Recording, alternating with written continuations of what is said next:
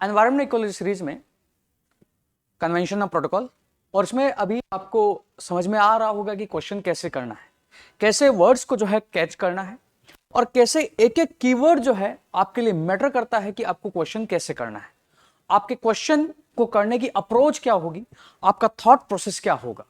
Because content के level पर हम काम कर सकते हैं, बट अगर थॉट प्रोसेस में गड़बड़ है तो कंटेंट होते हुए भी हमसे क्वेश्चन गलत होगा। और इस कंटेक्स्ट में ज्योग्राफी का जो है सीरीज आप लोगों ने देख लिया होगा, एनवायरमेंट का सीरीज अभी चल रहा है। डेली 5 बजे ये वीडियो अपलोड हो रही है।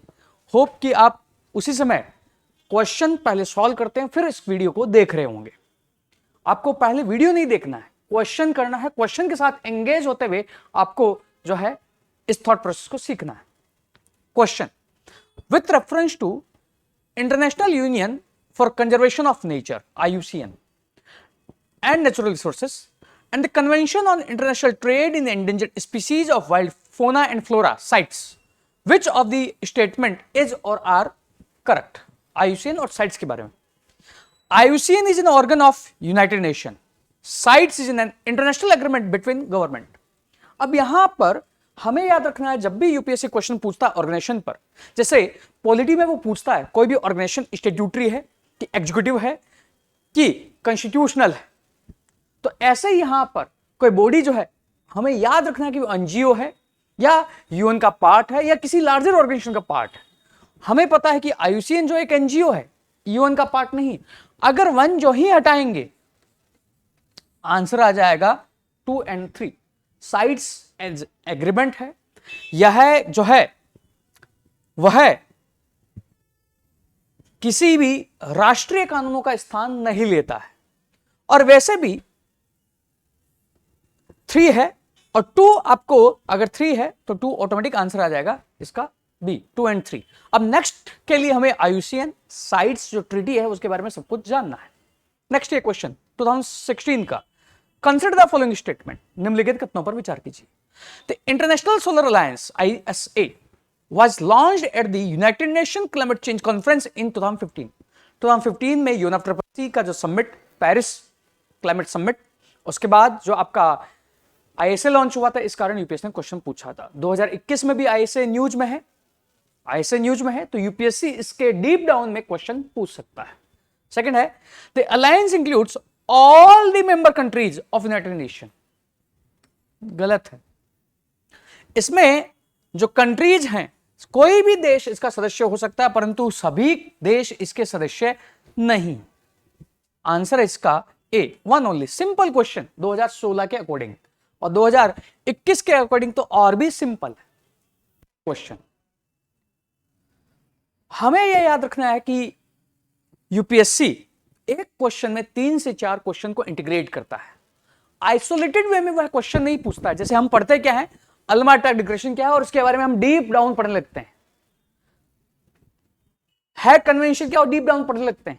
बट हमें वो फिलोसफी पता होनी चाहिए, ये कन्वेंशन है क्या, उसका विजन क्या है, उससे क्वेश्चन हो जाता है। ये question, consider the following pairs, international agreement, setup, subject Alma Ata, health care of the people, Hague biological and chemical के लिए, Talanoa global climate change, under 2S coalition, child right. अब तालनोवा डायलॉग अगर climate change की timeline पता है तो 2017 बॉन convention के समय चर्चा में था। तालनोवा एक डायलॉग का प्रोसेस है पैसिफिक आइलैंड्स में, जहां जो है वह कॉन्फ्लिक्ट को रिजॉल्व करते हैं without annoying the other party, और वही प्रोसेस जो है क्लाइमेट चेंज टॉक्स में लाएगा, और यहां पर यूपीएससी ने यह 2020 में पूछ लिया। ऐसी under 2S coalition Marrakesh summit news में है, 2016 की समिट, जो पैराडिप्लोमेसी जो है उसका जो है एक एग्जाम्पल भी है। अगर वहां यह पता होगा तब आप कर पाओगे। अगर 4 हटाओगे, मानोगे 3 सही है और 3 सही भी पता है, पता लग जाएगा, तब आपका आंसर आ जाएगा ये। ऐसे क्वेश्चन होते हैं। यहां अल्मार्टा और हेग आपको नहीं भी पता है तब भी हो जाएगा, Alma Ata health care of the people. ऐसे ही बीजिंग उद्घोषणा न्यूज में है, और भी इस तरह उद्घोषणाएं डिक्लेरेशन न्यूज में रहते हैं। यूपीएससी इस तरह क्वेश्चन पूछता है। हमें पढ़ना ही नहीं, हमें पता भी होना चाहिए कि वो पूछ कैसे रहा है। अगर हमें यह पता होगा कि वह पूछ कैसे रहा है, तभी हम जो है अपना कंटेंट उस अकॉर्डिंग प्रिपेयर कर पाएंगे। अदरवाइज हम पढ़ेंगे बट वो यूजफुल नहीं होगा।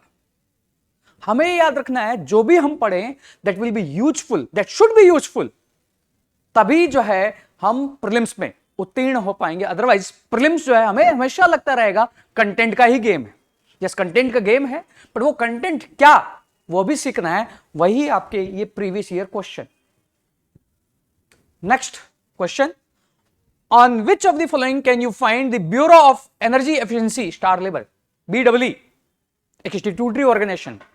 BEE जो स्टार रेटिंग होती है, जो आप गीजर्स पे देखते हो। अब ये क्वेश्चन यूपीएससी ने पूछा। जब ये 2016 में पूछा, कई लोग ट्यूबलाइट देख रहे थे, पंखे देख रहे थे कि इन पर है कि नहीं है। अब इसमें कुछ पर मैंडेटरी है, कुछ पर वॉलेंट्री है। अब ये यूपीएससी ने जब 16 में क्वेश्चन पूछा है, अब आपको BEE के बारे में पूरा, BEE स्टार रेटिंग किन किन के लिए अनिवार्य है, किन के लिए वॉलेंट्री है, वो पूरा देखना है। अभी ये क्लास का स्कोप नहीं है, अभी हम डिस्कस कर रहे हैं PYQ। ये क्लास के अंदर का स्कोप है कि आपको ये पता लगे कि सब कुछ बताया जाए कि है क्या। BEE पता हो, IESL पता हो, ठीक है, वो इस क्वेश्चन के देखने के बाद आपको पता लगना चाहिए। तीनों ही इसके आंसर है। इलेक्ट्रिक गीजर पर तो देखते ही हमें इस पर डाउट होगा, सीलिंग पर तो हम देखते ही नहीं है, फैन पे, पंखे पे होता है कि नहीं होता है। लैंप्स पर हमने देखा ही नहीं है तो हम सोचेंगे होगा ही नहीं, और हम वहां पर केवल और केवल दो ढूंढेंगे, केवल दो आंसर नहीं है, तो इसका मतलब कुछ ना कुछ और होगा। पर वहां पर कई लोगों ने तुक्का मारा था A या C।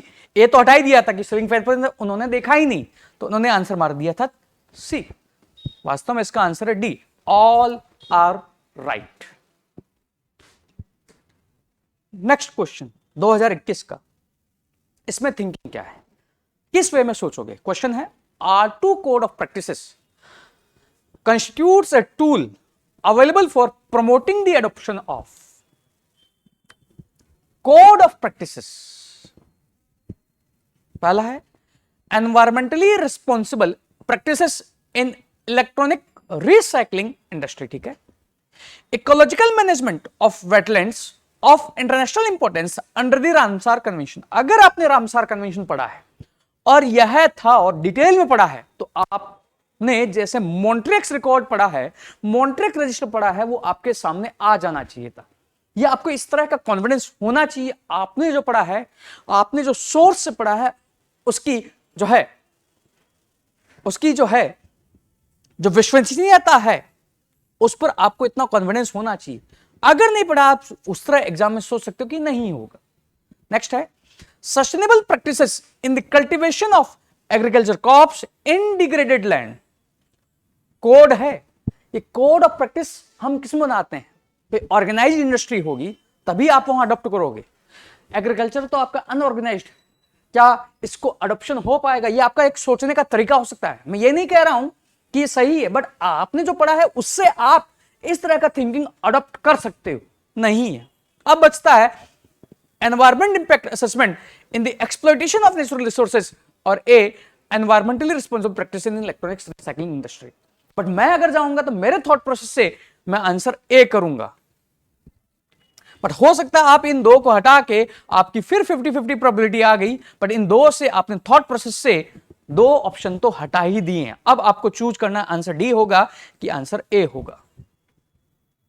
और अगर आपने करंट से आप रूबरू हो, करंट को बहुत टच में रख रहे हो, तो आपको एक थीम पता होगी, अभी थीम क्या चल रही है, उस थीम के फ्लो में फिर आप क्वेश्चन का आंसर चूज कर सकते हो। इसी थीम के फ्लो से ही मैंने बोला है ये A। वैसे R2 का मतलब है रेस्पॉन्सिबल रिसाइकलिंग, और यही ऑप्शन यूपीएससी ने पूछा है। जब आप किसी कंटेंट जो है उसको ऑथेंटिक वे में पढ़ते हो, उसकी विश्वसनीयता आपको पता है, आपका फैक्चुअल नॉलेज स्ट्रांग है, तब आप इस तरह ऑप्शन हटा सकते हो। वही ऑप्शन हटाना ही आपकी 45 से 55 के बीच की जो लड़ाई है वह है। 80 मार्क्स नहीं, आपको 90 मार्क्स से क्रॉस करना है, और वहां एक एक क्वेश्चन जो है वो भारी पड़ जाएगा। उसके लिए आपको थॉट प्रोसेस चाहिए। पूरा जो है ये पीडीएफ, ये क्वेश्चंस जो हैं उसका टेलीग्राम लिंक नीचे दिया हुआ है, उससे आप डाउनलोड कर सकते हैं। प्लस ज्योग्राफी का प्लेलिस्ट का लिंक भी है, आप ज्योग्राफी की प्लेलिस्ट भी कंप्लीट देख सकते हैं अगर आपने एनवायरनमेंट अभी देखना स्टार्ट किया हो तो। और यह आपका एक थॉट बनाएगा, माइंड मैकअप बनाएगा। सीरीज हमेशा शाम को 5 बजे जो है जा रही है, ताकि जो है आपका वह थॉट प्रोसेस बनता रहे। Like this video, subscribe to the channel and share this video. Thank you.